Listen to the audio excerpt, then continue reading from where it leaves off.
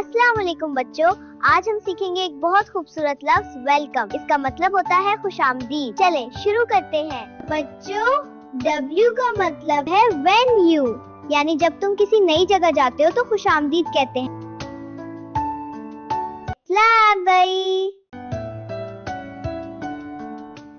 E का मतलब है everything we do and say, यानी जो भी हम करते हैं और बोलते हैं हमेशा अच्छा और मुसब्बत होना चाहिए।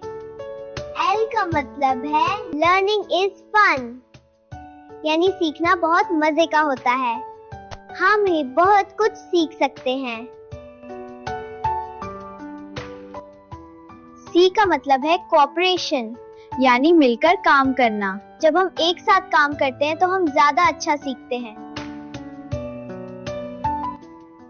O का मतलब है our positive attitude, यानी हमेशा मुसब्बत रहना और हर काम खुशी के साथ करना।